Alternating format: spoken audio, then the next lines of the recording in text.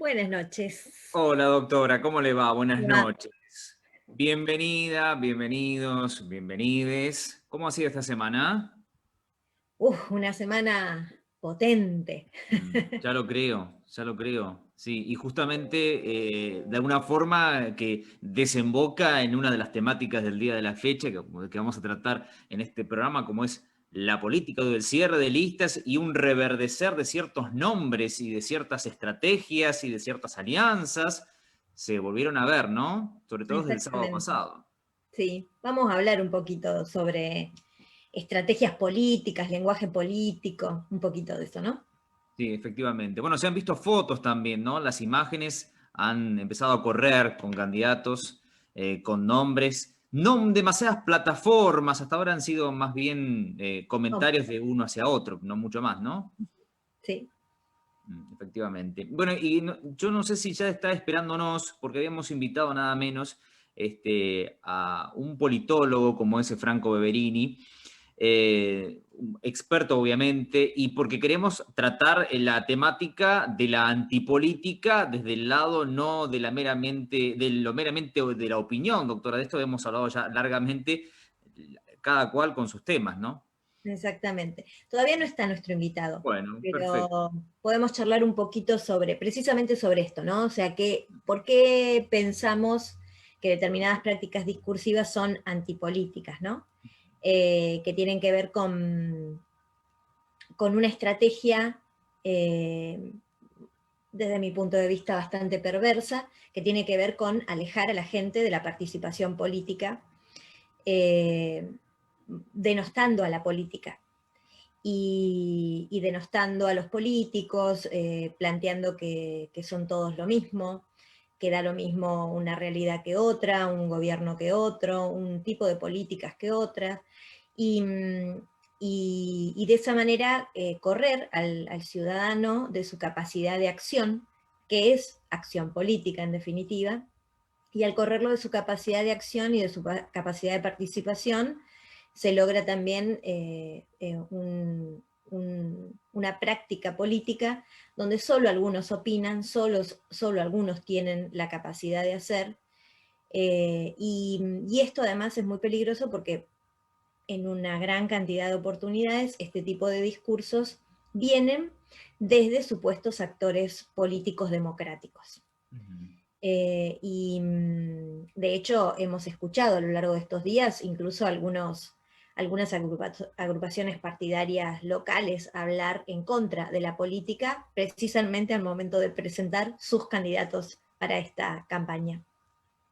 Esto, bueno, resulta bastante complicado, ¿no? Bastante peligroso, porque si nosotros perdemos de vista que un proyecto político, en definitiva, es un proyecto de gestión y que tiene que ver con la administración de los recursos que son de todos y de todas, y esto queda solamente en manos de algunos pocos, que además se dedican a denostar a la política, bueno, estamos en un escenario complicado, porque, bueno, parece que ese ejercicio queda limitado a, a algunos agentes que además se arrogan también la bandera de la honestidad, del republicanismo, ¿no? Así que bueno, con todo esto, esta introducción es para invitar a, a Franco a charlar con nosotros sobre estas cuestiones, que ahora sí lo tenemos acá, así que le voy Perfecto. a dar paso. Perfecto, perfectamente. Es buenísimo que nos pueda acompañar esta noche, sobre todo porque es un experto en la temática, sobre todo porque ha tenido la amabilidad de atendernos esta noche, a pesar de sus montón de actividades, se ha hecho un ratito para charlar con nosotros. Franco, buenas noches, gracias, mil gracias. Hola, ¿cómo va? Voy a renombrar el Zoom que me quedó con el Sí, nombre de mi mujer. No pasa nada, no pasa nada. Bueno, Franco, estábamos introduciéndonos en la temática de la antipolítica. ¿Qué observás y qué elementos nuevos hay en esta etapa, en el postmacrismo que ha dejado la antipolítica? No, nuevo ninguno. Mm. No, no veo yo elementos nuevos en el discurso, sino más bien lo que veo es un reforzar esa lógica de construcción que tiene que ver con dos polos que están muy marcados, me parece, en la oferta de centro-derecha y de derecha en la Argentina. Uno que tiene que ver con la idea de una gestión tecnocrática de la política, y otro que tiene que ver con una gestión republicana liberal, que son dos polos que aglutinan los conceptos que uno empieza a escuchar de manera más asidua en los ejes discursivos, que toda campaña, Sergio, vos has seguido muchas, sabés que todas las campañas tienen ejes discursivos basamentados generalmente en cuestiones teóricas. Yo creo que Macri representaba, me parece, una exaltación de la idea de la élite tecnocrática, y que se fue un poco diluyendo en el tiempo a la luz de los resultados. Y a través de los últimos 2 años hemos visto un refuerzo en el eje discursivo en términos de el republicanismo liberal, hablar de libertades, nunca generales, sino libertades particulares, y utilizar el concepto de república como ariete y concepto que se lo pone en tensión todo el tiempo. Seguramente has escuchado esta última semana, muchos de los candidatos han sostenido que la república está en peligro y que la democracia se encuentra reñida con lo que siente, digamos, el electorado. Así que yo no veo novedad, lamento decirlo, digamos, pero lo que sí veo es una continuidad en esa lógica, que es una lógica que surge, además, no sé si me estoy yendo un poco largo, pero digo esto nada más. Una lógica que surge luego de la posguerra en las democracias occidentales y la caída de la Unión Soviética después del 89, en donde los metarrelatos o los suprarrelatos quedan un poco de lado, y es finalmente, creo yo, en esa puja que existía entre trabajadores y capitalismo, el capitalismo finalmente vence esa lógica, y hoy hablamos muchas veces de las dificultades que genera en términos de desigualdad, pero que está absolutamente asociado con su éxito, ¿no? Si entendemos que el capitalismo es la lógica de la acumulación, es lógico que haya cada vez más personas acumulando capital y bueno, y hay además algunos conceptos también. Franco, ¿cuándo se empieza a ver este fenómeno de la antipolítica en la Argentina? Yo creo que, por poner una fecha, ¿no? Por poner una... A ver, la antipolítica tiene que ver con... Hay una lógica de la ciencia política que tiene que ver con, que lo instala Schmitt, que es un pensador alemán, que él establece la relación entre las distintas facciones políticas como una relación entre amigo y enemigo. Luego, más tarde, esto se revisa, ¿no? Y atraviesa un periodo más de democracia radical, que se llama, y se establece como una relación de amigo-adversario. Yo creo que nosotros hemos vuelto un poco a esa relación de amigo-enemigo, en donde la existencia del otro es lo que hay que derrotar, es lo que hay que sucumbir, digamos. No hay una lógica de luchas, o lucha no es la palabra, de discusión sobre temas o sobre programática política, sino sobre qué es lo que representan o qué es lo que el sentido común ha construido en torno a la representación de algunas figuras políticas. Yo lo pondría muy a comienzos de la década del siglo XX, en donde existían, inclusive uno puede encontrar en los distintos partidos políticos algunos sintagmas que explican y que dan cuenta de el hecho de que no hay que involucrarse, de que no hay que meterse, con lo cual me parece a mí que es muy rico el tema, es muy amplio, pero me da la sensación que empieza a generarse a partir de los primeros años del siglo XX, y creo que crece de manera exponencial con lo que nosotros llamamos la globalización, ¿no? Me parece que la globalización también trae estas cuestiones, y nos encontramos con casos tan llamativos, como que la otra vez lo explicaba en una nota, que distintos espacios políticos, en distintas geografías, con distintos sistemas electorales, llegan a las mismas conclusiones. Eso me parece a mí también que es la antipolítica. es decir, es desdecir todo el camino que hemos hecho nosotros para vivir en sociedad, en comunidad, no ya hablando de distintos regímenes políticos, sino desdeñándola como herramienta. Eso me parece que es peligroso y además que además atenta a la voluntad popular. Yo te hago una pregunta, Franco. Desde una perspectiva como la mía, ¿no? Como activista, yo lo que veo es que el discurso político está desgastado y que han contribuido en ese desgaste los discursos del odio, por un lado, y por otro, cierto marketing político que ganó o se impuso dentro de las prácticas discursivas de la política. Y esto ha contribuido a vaciar los discursos de sentido, y desde ese lugar facilitado que se impusieran determinadas prácticas del lenguaje que tienen que ver con el eslogan, el no decir nada, el hablar sin sustancia, y quisiera que vos me ofrecieras tu visión sobre esto y qué te parece a vos que podría ser una posible salida a esa situación. Sí, me parece que tu análisis y tu aporte es claro. Yo le agregaría una cosa más, que tiene que ver, que va por un andarivel diferente, que tiene que ver que la negación del conflicto en el otro no está directamente relacionado con una política de comunicación puntual. Hay un autor que se llama Leiva que habla de la consensualidad feliz.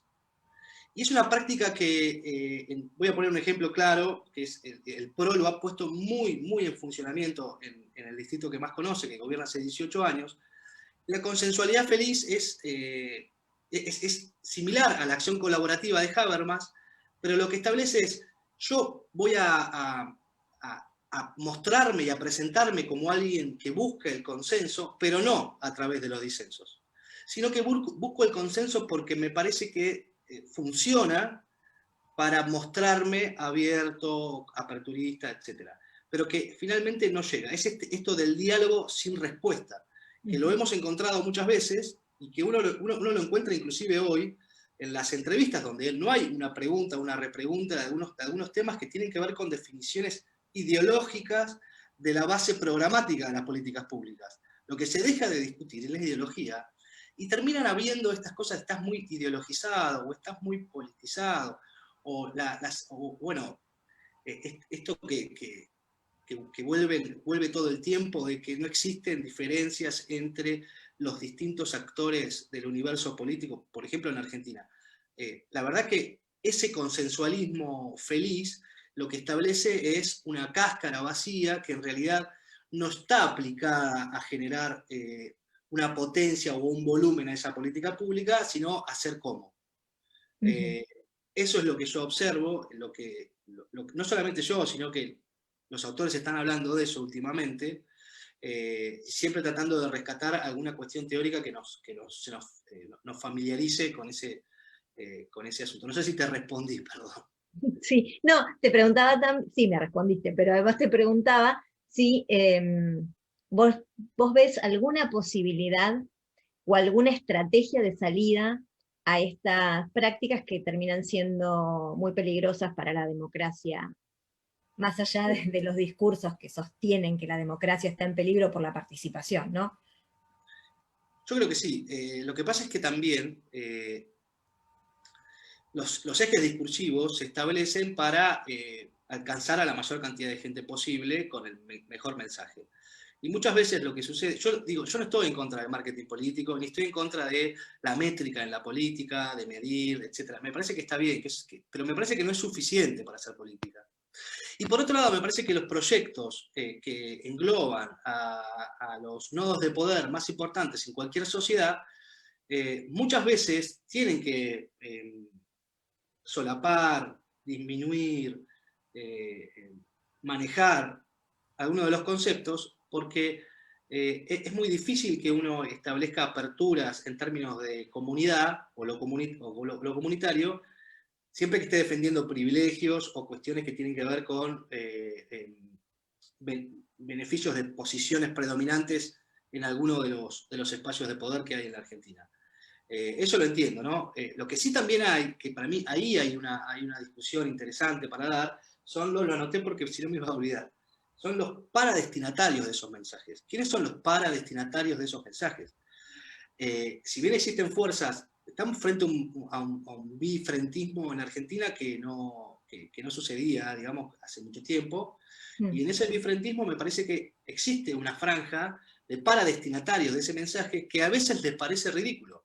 Lo digo de un lado o del otro, porque se dan cuenta que están siendo interpelados para construir un voto, y me parece que esa masa crítica es la que a nosotros todavía nos mantiene en un nivel de debate interesante.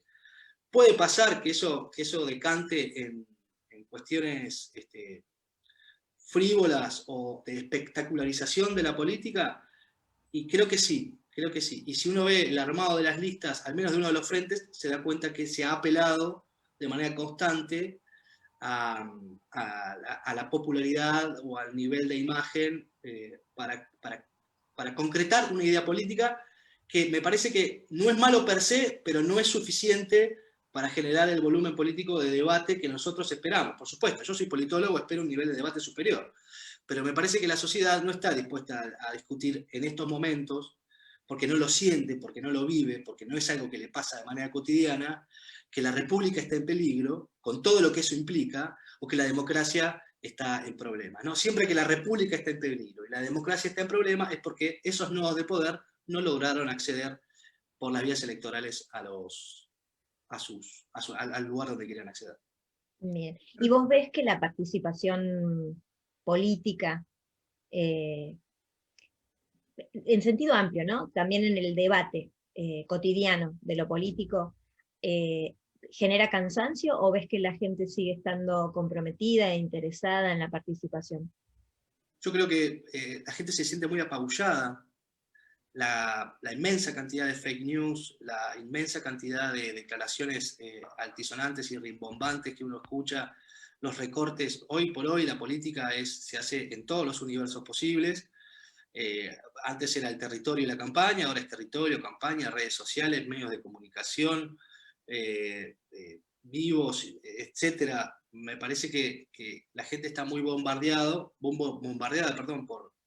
por distintos, como digo, distintas cuestiones que suenan muy rimbombantes, otras que son quizás más graves, que no se llegan a conocer, y en ese devenir a la gente le da, digo, la gente, yo no sé si puedo hablar por la gente, pero digo, me parece que la sensación que tiene el electorado hoy por hoy es que los inconvenientes con los cuales se encuentran están medio alejados de la lid electoral, de la fase agonal, no de la política, pero sí de la fase agonal, de la parte de disputa.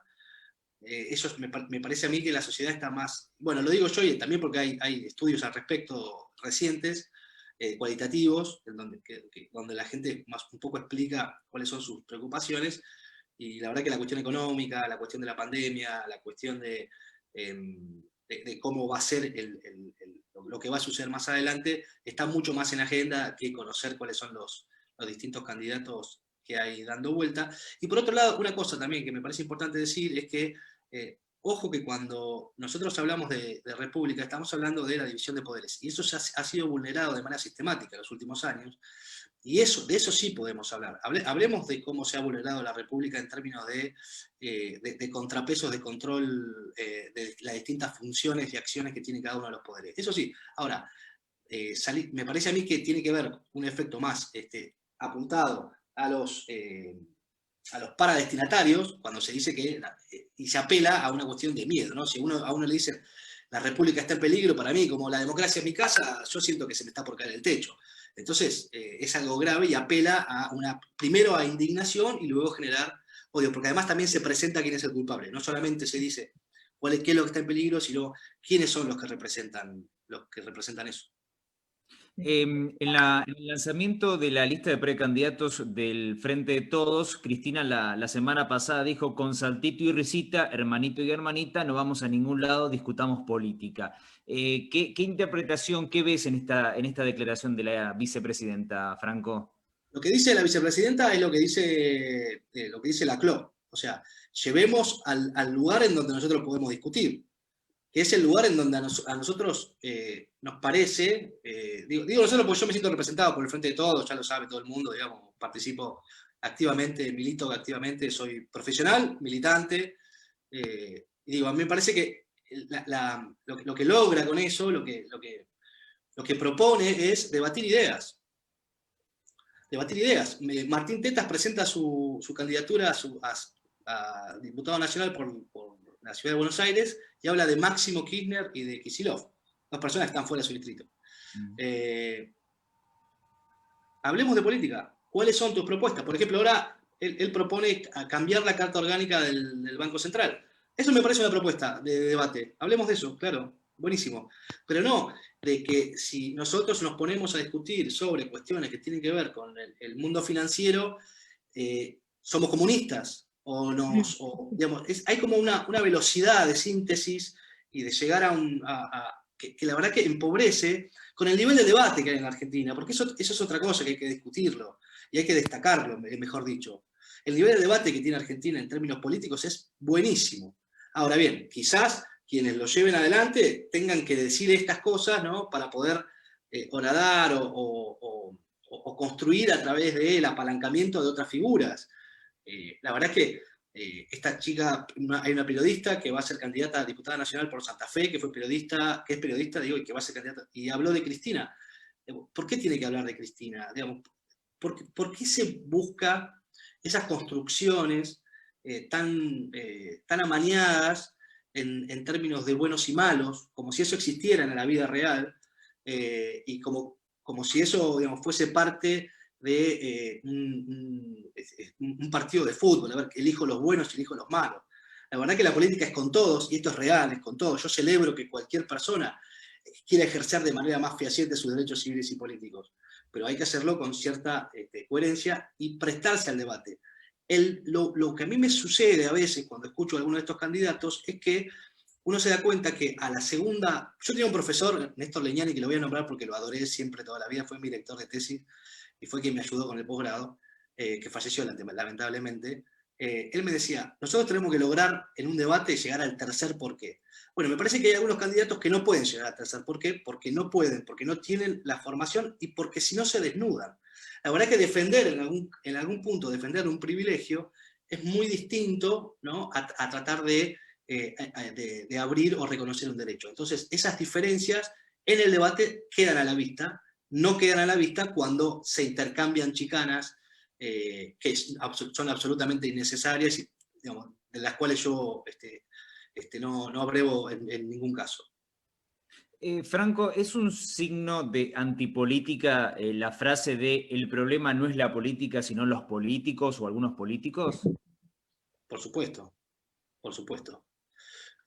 Por supuesto. Y de todas maneras existe esa frase y además existe la frase de que, bueno, toda vez que los resultados electorales no condicen con mi deseo, hay fraude, hubo cosas raras, no deben intervenir otros estamentos, etc. A mí, yo entiendo que me parece que los políticos se nos parecen, hablan parecido a nosotros, sostienen cosas parecidas. Entonces, digamos, los políticos son la sociedad y la sociedad son los políticos, están dentro absolutamente. Y en ese estar adentro implica también verse un poco. Quizás el que diga eso se ve y no se siente representado. Bueno, hay mecanismos institucionales para lograr representar a la sociedad. Y bueno, bienvenido sea. Sostenemos esos mecanismos. Además, tenemos mecanismos dentro de los partidos políticos y ahora en los frentes, en donde nosotros podemos avanzar, no en tomar decisiones últimas, pero sí en avanzar en ideas que lleven a tomar decisiones autoritativas de valor del Estado. Eso puede suceder. Entonces digo, hablar mal de la política, que es la herramienta que nos hemos dado nosotros para vivir en sociedad de la mejor manera que nos sale, es difícil. Y además hablarlo y sostenerlo, ¿no?, sin entender cuál es el contexto geográfico, geopolítico, universal, globalizante que tenemos, también es difícil. Entonces, yo no esquivo la pregunta. Yo entiendo que hay mucha gente que está descontenta con la política y también entiendo que hay mucha gente que hace negocio con que la gente esté descontenta con la política. Y todo el tiempo se dedica a hablar mal de la gente que hace política. Y bueno, vos, Sergio, hace muchísimos años que te dedicás a este rubro y has entrevistado a un montón de personas. Y estoy seguro que con la gran mayoría has encontrado lugares comunes y lugares de sensatez. Bueno, yo abrego por eso. Y no solamente en el partido político donde yo me desempeño, ni en el frente, sino en todas y cada una de las expresiones políticas que existan. Siempre que haya debate y participación, para mí es bienvenido. Y en todo caso, deberemos mejorar como sociedad si los políticos que tenemos no nos representan. Nada más que eso. Digamos, no es una cuestión de solucionar y volver a imprimir aquella frase de que se vayan todos, que es una frase que me parece que es el sumum de la antipolítica en la Argentina, en donde, bueno, a partir de ahí no es raro, ¿no? En 2003 gana Macri y a partir de ahí hace 18 años que gobierna la ciudad, y bueno, y hablan de república y intercambian distritos y demás. Me parece que esas cosas el electorado lo tiene en cuenta, lo lee, lo observa y lo mira. Y una pregunta más en torno y en este mismo sentido, ¿qué pasa con estas personas como por ejemplo el precandidato Lorenzo Natali que empieza a hacer política mientras estaba preparando su programa de radio? Digo, ¿cómo encaja esta temática? Hoy escuché justo una nota a la tarde que le hacían en donde él sostenía, mirá, le preguntaron por el cierre de listas y dijo, mirá, yo hace 10 días que me ofrecieron este lugar y bueno, la verdad que no me siento en condiciones de responder porque no estoy preparado para hacer política. Bueno, no es un gran comienzo porque, digamos, toda vez que uno diga, digamos, si no estás preparado para hacer política, mucho menos estás preparado para ser candidato. Eso sería una primera lectura. Después, un poco hablando lo que me decía Mariela antes, la figura del outsider es una figura que comienza en la Argentina en la década del 80, se vuelve muy fuerte en la década del 90, y hoy lo volvemos a ver remasterizado, digamos, en el DIPI, en Tetas, en esta chica que comentaba yo, y hay un montón más ahí dando vueltas. Yo digo esto y lo digo siempre, y lo digo con eso y lo pienso así. Cualquier persona que quiera desarrollar sus derechos civiles y políticos de una manera más acabada es bienvenida y está bien. Ahora, esto se nota mucho que es un armado interno de Emilio Monzó para disputar iba a decir gerencia, pero va a quedar feo, pero para disputar el manejo de poder en las distintas secciones electorales en las que puede, digamos, para poder tener un proyecto para la gobernación en el 2023. Y para eso se ha servido de distintos tipos de encuestas cuantitativas, y en ese devenir de encuestas cuantitativas ha visto que esta persona medía bien. Recordemos que la imagen positiva no se traslada necesariamente a votos. Y bueno, y en ese armado me parece que logró tener una figura, al menos en el 42% del electorado de la sexta, que es Bahía Blanca, digamos, que conocen mucho. Pero bueno, la verdad es que no es una persona que ha hecho política, no es una persona que ha emitido juicios políticos, al menos, de manera sistemática, o ha tomado posturas ideológicas y demás.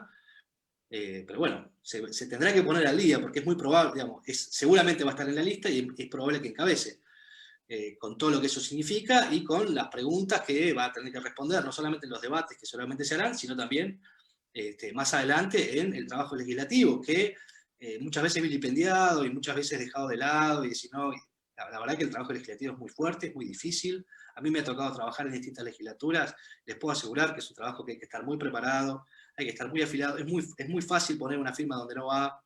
Entonces, obviamente él va a tener asesores, va a tener seguramente personas técnicas, como es mi caso, que le darán una mano, pero empezar su campaña diciendo que solamente hace 10 días que mira la política, a mí me parece un poco escaso como insumo y volumen político para desarrollar una campaña. Y hablando de militante, nos está viendo y nos saluda Raúl Ayude, dice que siempre es interesante escucharte, Franco, y manda abrazos. No, Raúl es un amigo, yo he ido... Mira, te cuento una infidencia. Cuando entré al Consejo Deliberante, la primera persona con la que fui a tomar un mate fue él, porque es una persona que es muy generosa con su conocimiento, esas personas son muy valiosas para mí en la vida, muy generosa con su conocimiento y se puso a disposición y conversamos. Y la verdad que siempre que puedo apoyarlo o acompañarlo, cuando fue la feria, la última feria, pasé ahí en la Plaza Lavalle, pasé un rato a saludar, hacía muchísimo frío, así que pasé un ratito a saludar. Y nada, es una persona que me parece una ganancia, en el lugar en donde esté, es una ganancia para la democracia, sin lugar a duda. Doctora, quisiera hacerle la última intervención a Franco, así cumplimos con el pacto que habíamos hecho de horarios. Exactamente. A mí siempre, será por la cuestión artística, me impactan las imágenes. Y frente a Natali como posible candidato, miraba el otro día una fotografía que me pasó Sergio, y veía esto que vos estás señalando, ¿no? El armado, por un lado, una fotografía donde están todos casi vestidos con uniforme, donde incluso la estética de la imagen apela a lavar lo ideológico, ¿no? Y las diferencias, eso fue lo que más me impactó, ¿no? O sea, que es una foto donde toda diferencia está borrada, incluso entre las masculinidades y las feminidades que aparecen en la fotografía. ¿Cómo analizás vos ese corrimiento que hace este armado político de todo aquello que permita un anclaje ideológico claro? Es fantástica la pregunta, me parece que das en la tecla, porque eso que parece tan natural y tan lógico, o que se presenta de una manera, vos lo observaste, ¿no? Pudiste trasvasar ese primer filtro y darte cuenta que hay una intención. Y la intención es esa, justamente. La intención es no correrse demasiado de los parámetros que se establecen en sus sondeos, tanto cualitativos como cuantitativos, y que la imagen sea lo más ecuánime posible para ese volumen de electorado que ellos están esperando. A mí, pues yo trabajo en privado también, soy consultor, y te digo que eso está absolutamente pensado. Hay métricas al respecto, hay estudios de calidad, etc. Eso se observa, se mira y se mide. Y es un poco lo que hablábamos al principio. No pareciera que en esa imagen no pareciera que hay una invitación al debate o una invitación al programa. Si voy a discutir cuál va a ser mi programa de gobierno, porque por otro lado es muy difícil, porque venimos de los últimos 4... A mí me parece que lo que pasa en pandemia es una cosa muy distinta para analizar de lo que viene pasando, lo que venía pasando de manera corriente antes de la pandemia. Entonces, lo que sucedió del 15 al 19 está realmente muy fresco, porque todos estamos un poco frenados en el tiempo, está muy fresco eso. Y de hecho, ustedes entienden por qué la figura de Macri ha sido tan lavada y se encuentra en estos momentos fuera del país y no está haciendo la campaña. Entonces, bueno, y ha habido algunos desplantes fuertes respecto a eso. Que no tienen que ver con posicionamiento, sino tienen que ver con resultados en las encuestas. Yo cuando trabajo en privado siempre trato de que los ejes discursivos y la línea ideológica se mantenga y se observe, porque si no, uno termina siendo con una máquina extrusora chupetines, y la verdad que no es una lógica de máquina extrusora. Esto es o generar candidatos porque miden bien. Me parece que tiene que ver con otra cosa. El problema está cuando uno no puede explicar, al menos de manera sencilla, en 6 o 7 proposiciones, cuáles son los objetivos de su gestión, o cuáles son sus objetivos de la problemática política, o cuáles son las políticas públicas que tienen pensado instalar. Porque además no lo pueden decir, es difícil decirlo, porque si uno ve la base electoral del 2015, han incumplido de manera sistemática cada uno de los compromisos electorales que tomaron en campaña.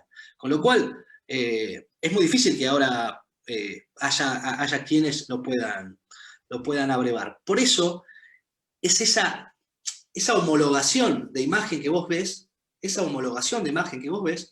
tiene que ver con captar a aquellos que no votarían al Frente de Todos, no captar a aquellos que sí me votarían a mí. Es una construcción que tiene que ver más con lo anti que con la construcción propia de un desarrollo. Porque una construcción propia de un desarrollo tiene que tener una ideología fuerte atrás, que compense programáticamente las deficiencias de los candidatos. Exacto. Franco, estamos Muchas gracias. extremadamente agradecidos con tu participación y por brindarnos todos estos minutos y contarnos todas estas experiencias que han sido horas de estudio y que nos has dado ahora en forma sintética. No hay dudas de eso, ¿cierto? No, bueno, sí, yo soy un poco enfermo de esto, la verdad es que siempre estoy estudiando, de hecho, bueno, me preparé, estuve estudiando hoy a la tarde, leyendo algunos autores porque por si surgía alguna charla, además me siento compelido por ustedes, porque son grandes profesionales, entonces quería estar a la altura. Y solamente agradecerte, yo estoy a disposición, me parece que es importante que existan estos espacios para por ahí clarificar, bueno, no sé si yo clarifico, pero al menos le puedo llegar a dejar a alguien algo en la cabeza como para que se quede pensando y revise algunos pareceres. Así que desde mi lugar, muchísimas gracias, y gracias desde la ciencia política por permitirnos hacer un aporte. Un Gracias. abrazo grande, Franco. Gracias. Hasta la próxima. Hasta la próxima. Bueno, un gustazo que nos hemos dado, doctora, con el Totalmente. politólogo Franco Beverini, ¿no? Totalmente. Totalmente. Bueno, ¿por qué no ilustramos este momento, doctora? Me Hablando de parece política. muy bien. Vamos a abrir primero el directo. Vamos a compartirlo. Esta vez no corrió por cuenta nuestra la edición, sino fue una edición que hicieron los colegas de Sobredosis, como para meternos en el tema, ampliar el tema en realidad de la antipolítica. Doctora, cuando quiera. Ahí vamos. Bienvenidos, qué gusto me da ver tanta gente común y corriente, gente harta de papá gobierno y que están listos para defender sus derechos. ¡Sí! ¡Abajo los gastócratas! El DIPI ha sido entronizado por algunos medios de comunicación y también por algunos conductores. Está el DIPI, mi amigo. Ya le presentamos al DIPI, es un NACAM Pop. Y aquí está efectivamente el DIPI. Lo había visto. El DIPI. El discurso que reproduce es el discurso de que los políticos y la política nos joden la vida y que sin ellos y sin ella, sin la política, estaríamos mucho mejor. Yo siempre dije lo mismo. Los políticos son todos iguales. El que está, el que se fue y el que va a venir. Pobreza. En el 2015 cerró en 29.7, 2019 40.8. El PBI per cápita en dólares era de 14.000, bajó del 2015 al 2019 a menos de 10.000. El único tipo que puede salvar esto es Mauricio Macri. Muy bien. Sin lugar a duda. Y yo soy apolítico, pero es el único. Vos vivías en la calle. Cristina, me decís que te sacó de la calle, te dio una vivienda. ¿Y desde entonces qué pasó? Yo soy el muchacho que salió en Telefe hace poco. Estoy durmiendo en una carpa y con 3 chicos quedé sin trabajo y bueno, me quedé en situación de calle. Inflación. Era 27 al terminar el 2015, 50% más al terminar 2019. Salario mínimo en dólares eran 580, era el más alto de América Latina. Bajó a 241. Está en los últimos 4 o 5 puestos de la clasificación. Yo soy así, hablo con la verdad y con la realidad que transito. La verdad que no soy como antipolítica. Claro. Ante el eventual balotaje que se puede llegar a dar por esta polarización entre Macri y Cristina, y claramente lo voy a votar a Macri. Comercios con las persianas cerradas porque están a la venta o en alquiler, y muchos de ellos tienen, por ejemplo, este cartel que dice cerrado por Macri. Soy como antipolítica. Desempleo era 5,9%, 2015 pasó 10 puntos en el 2019. Deuda pública bruta era el 52% del PBI. Terminaron en 2019 con el 98%. Los políticos son todos iguales. Siempre la derecha, ilustrada teóricamente, necesita gente más lumpen, más popular, para reivindicar y revalidar sus ideas como populares. Yo pago 2 meses y medio de mi sueldo, lo pago en impuestos. Sí. Y como yo, miles de personas, millones. Habría que contar cuándo va a bajar la carga tributaria entonces. Por favor. Sería bueno, ¿no? Sería bueno. Me parece tan ridículo que tenga que aportar para la jubilación. Yo dije, pero no quiero pagar la jubilación. Yo le dije a mi contador, pero yo nunca me voy a jubilar, ¿qué me importa? La gente honesta no llega a la política. El discurso de la antipolítica como política es tratar de bloquear una perspectiva sobre la política e instalar la idea de que los políticos y las políticas distorsionan la democracia y que entonces es una tarea que tienen que llevar a cabo o bien las corporaciones o bien los técnicos. Tú y yo somos empresarios que trabajamos duro y pagamos impuestos. La diferencia es que gano 10.000 veces más que tú. Sí, usted y yo somos iguales. Señala también el LIPI que la salvación es siempre individual y meritocrática. Yo no creo en nadie, yo creo en mí. En mí creo. En mí, yo salí adelante por mí. Un concepto, pero de lleno, que circula por todos lados, es el de meritocracia. Yo de ahí esos autos que aparecen en el monitor de alta gama, se ven las patentes, porque un fiscal no actúa de oficio, les pone una multa por la víscera más sensible del hombre, que paguen el daño que están haciendo. Hoy lo escuchaba a Graboy, que dice que cuando salió la gente, eran todos los de Audi y Mercedes-Benz. Y yo le digo a Graboy que yo tengo una RAM. ¿Cuál es el problema, Graboy? Este daño que están haciendo, además de costar salud y vida, le cuesta plata al Estado, que son muchos de los argumentos que suele dar esta gente frente a las protestas sociales. Se rompí el orto 20 años, Graboy. ¿Cuál es el problema que tenga una camioneta o que tenga un auto? Si lo trabajó bien y se lo ganó bien. ¿Cuál es el problema, Graboy? La cultura del esfuerzo es una concepción que valoriza las capacidades y los méritos individuales, pero se desliga de todo. Absolutamente de todo contexto. Lo que dice sentido común.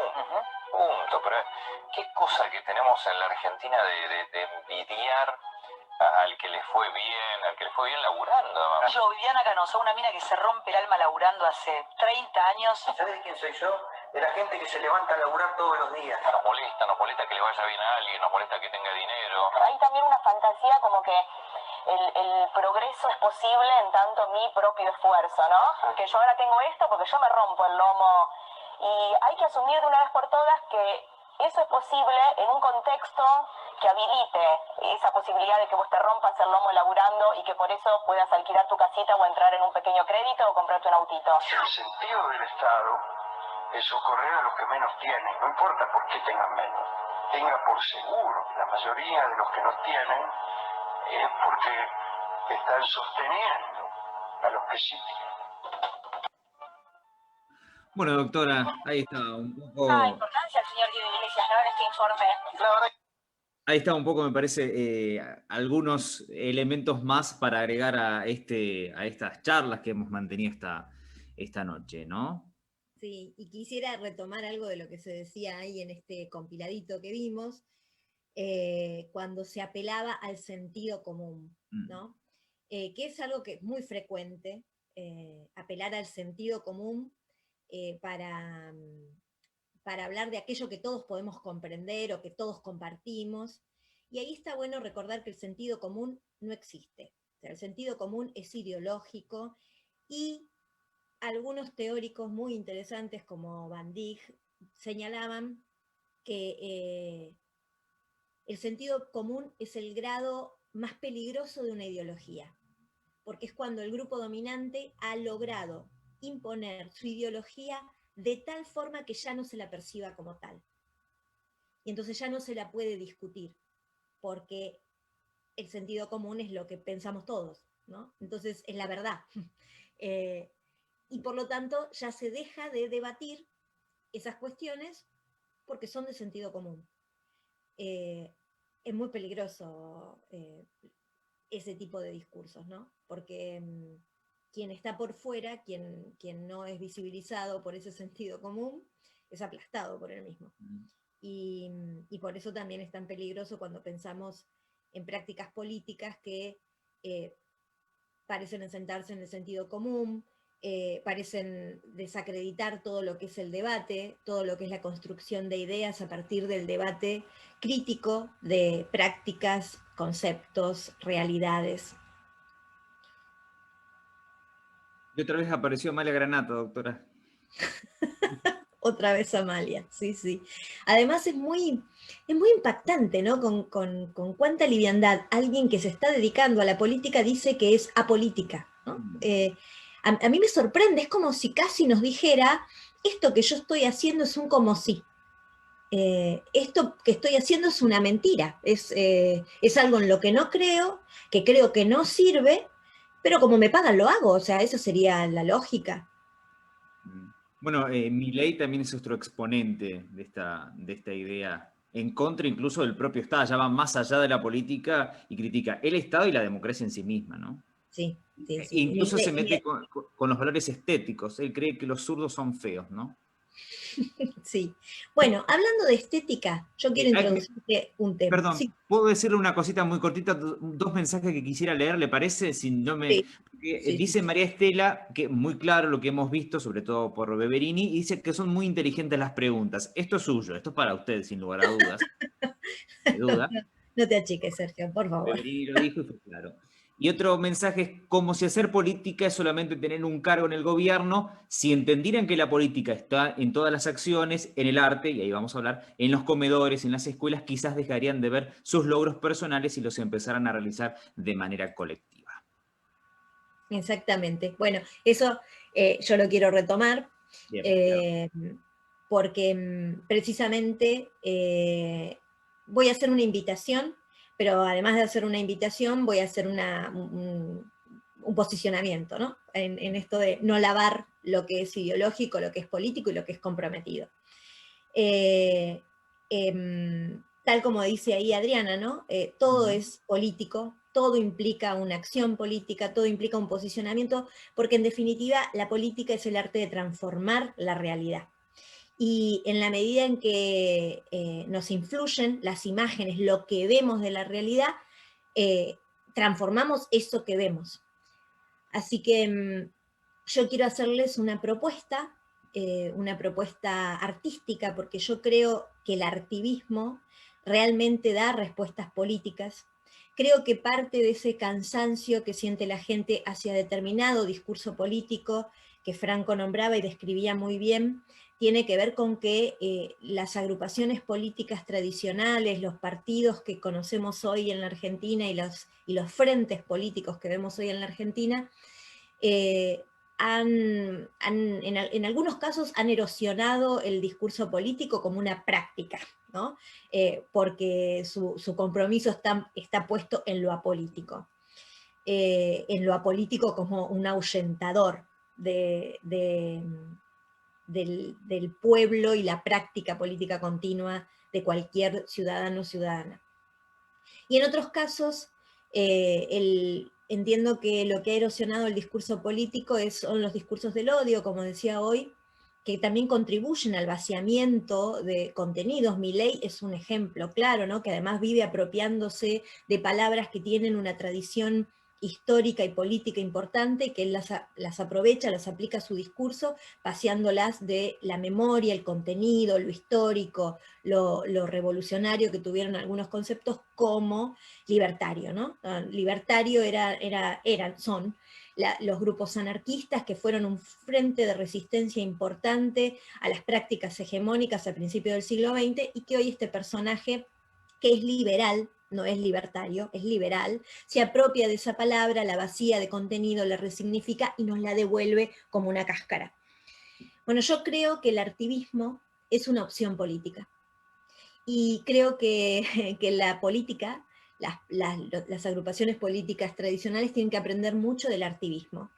Porque el artivismo presenta imágenes, y lo hemos visto, ¿no? O sea, lo hemos visto a lo largo de la pandemia, cómo el artivismo ha servido para denunciar y ha pasado de las redes a la calle, de la calle a las redes, y lo hemos visto previo a la pandemia también, ¿no? O sea, el impulso que han tenido algunos movimientos, como por ejemplo, no recuerdo ahora cómo nombrarla, a la canción que se impuso en relación a la violencia de género, que comenzó en Chile y se extendió globalmente, y bueno, todas esas prácticas tienen que ver con una capacidad de denuncia que tiene el arte, y que transforma nuestros propios cuerpos en manifiesto, ¿no? En manifiesto de una propuesta política, en manifiesto de una ruptura, en manifiesto de una protesta. Y entonces los quiero invitar este domingo al ciclo de dramaturgias de urgencia, en una edición especial, que es una edición artivista. El domingo es el Día de la Pachamama, y un grupo de actores y actrices que va a participar, como siempre, de ese ciclo, va a presentar una propuesta artivista que se llama Lo que queda del monte. Y bueno, y yo no voy a decir de qué se trata, sí que está fuertemente vinculado con la Pachamama y con lo que nos pasa hoy como sociedad, con el medio ambiente, lo que nos pasa a nosotros desde la Argentina, y eso se puede extender también a lo que nos pasa globalmente. La pandemia que estamos transitando tiene que ver con el ataque sistemático que hemos tenido al medio ambiente. Y este grupo viene con una denuncia y también con una propuesta. Forma parte del ciclo de dramaturgias de urgencia que estamos realizando con Adriana Di Tilio, Mónica García, Melina Forte, como organizadoras de esta productora que lo que busca es generar trabajo para todos los actores y las actrices del territorio nacional. Y bueno, y cada 4 o cada 3, digamos, el cuarto encuentro es artivista, fuertemente artivista, el ciclo lo es, pero este es fuertemente artivista, y venimos con esta propuesta. Una propuesta que además incluye, a posteriori de ver la obra, un debate fuerte desde lo político. Así que frente a todo este escenario de campaña, donde muchísimas agrupaciones políticas o están volviendo a discursos históricos, donde se reciclan palabras que ya casi no significan o no pueden describir nuestra realidad, y otros sectores políticos que utilizan un discurso totalmente vaciado de contenido con intenciones claramente perversas, nosotros venimos con esto, para aportar a lo político, al debate político y a los cuestionamientos, para lograr que como sociedad le perdamos el miedo a discutir, porque el debate es sano. Poder nombrar aquello que no está bien es sano, aunque eso implique incomodar, aunque eso implique discutir. Porque es como decía recién Franco, ¿no? O sea, cuando lo que se defiende es un privilegio, empiezan a aparecer estos borramientos, estas confusiones discursivas, este vaciamiento del debate. Entonces hay que perderle miedo a la discusión. Discutir implica anclarnos en una posición y defender aquello que creemos vale la pena. Y para eso está la política, el terreno político y la acción política. Y hacia eso es la invitación. ¿Formas de acceder a la invitación, doctora?